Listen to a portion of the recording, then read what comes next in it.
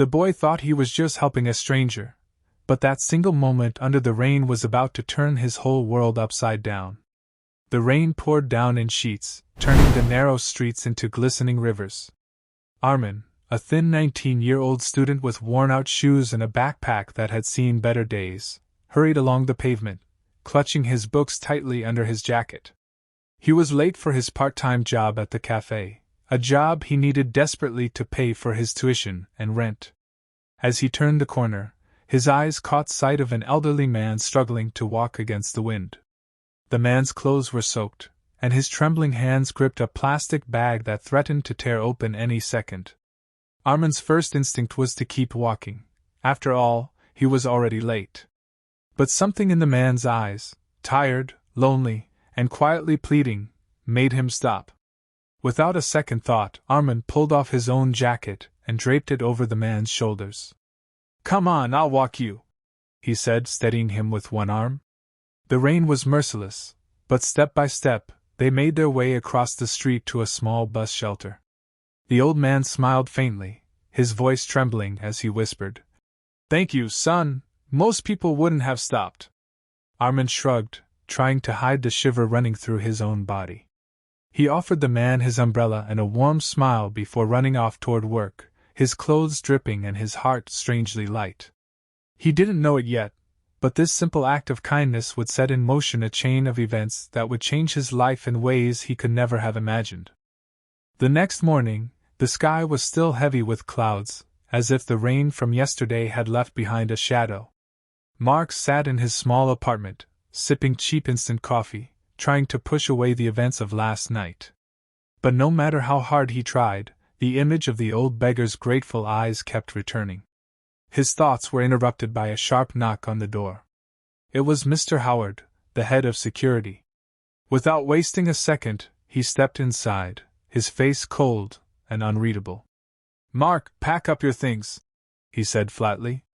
"You're done here." Mark's heart sank. "What? Why?" he asked, his voice shaking. Mr. Howard's tone was like steel. "Helping vagrants is against policy. The building's image matters more than your kindness." Mark tried to argue, but it was useless. His access card was deactivated, and by noon, he was standing outside the same building he had guarded for 3 years, holding a cardboard box with his belongings. People he had greeted every day now passed without even glancing at him. The humiliation burned deeper than the loss of the job. As he walked down the wet streets, the city felt colder, emptier. The rain had stopped, but the ground was still slick, reflecting the gray sky. His savings wouldn't last long. Rent was due in a week. Each step felt heavier, not because of the box in his hands, but because of the weight in his chest. Mark wondered if he had made a mistake by helping that man. But deep inside, a small voice told him he hadn't. He didn't know it yet, but this single act of kindness, which had cost him so much, was about to change his life in ways he could never imagine. The next morning, Ramesh arrived at the mall, still unsure if helping the beggar was truly wrong. But his doubts vanished when he saw the head of security waiting for him, arms folded, eyes cold. "You're late," the man said sharply, before handing him a letter. Ramesh's hands trembled as he opened it. Termination notice. His stomach dropped. "But why?" he asked, his voice shaking. The head of security didn't even look at him. "You broke protocol. That man you helped wasn't allowed here. You embarrassed management." Ramesh tried to explain, saying the beggar was just an old man in need, but no one listened. Whispers from other guards reached his ears, mocking, pitying. Some shook their heads as if to say, "You should have known better." By noon, Ramesh was standing outside the mall gates with a small cardboard box of his belongings, his rain-soaked jacket, a lunchbox his wife had packed, and a photo of his family. The same pavement he had stood on for years as a guard now felt foreign. Rain began to drizzle again, as if mocking him. His phone buzzed with a message from his wife. "How was your shift?"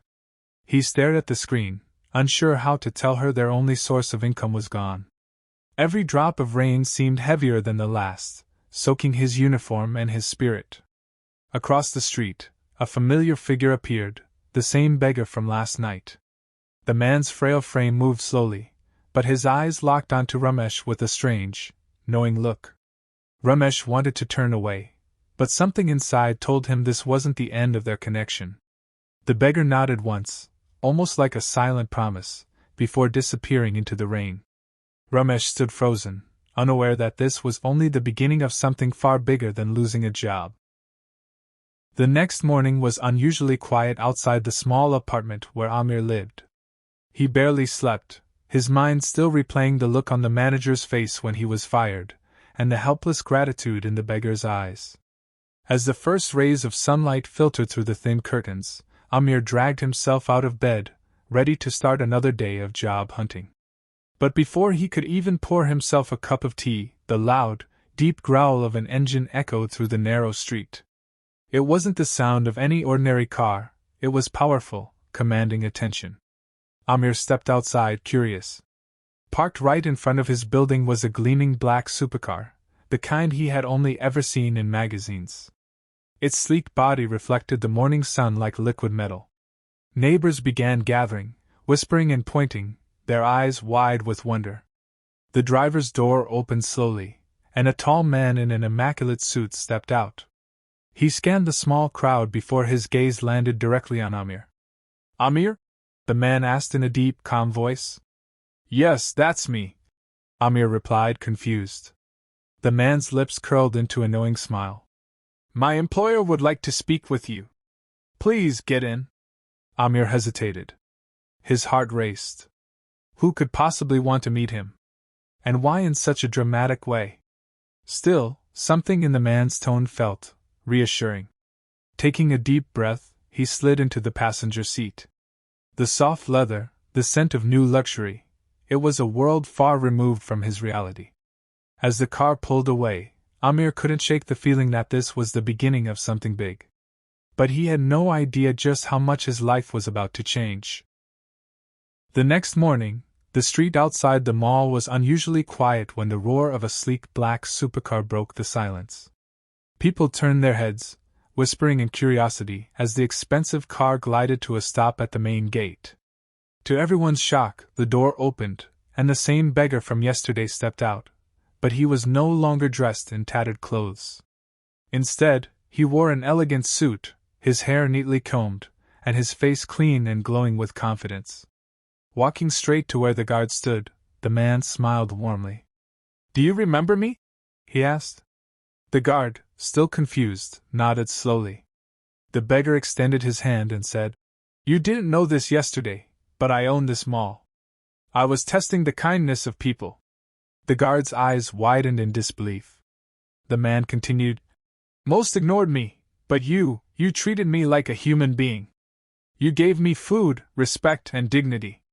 That's worth more than gold." Then, turning to the mall manager who had fired the guard, the man's tone grew firm.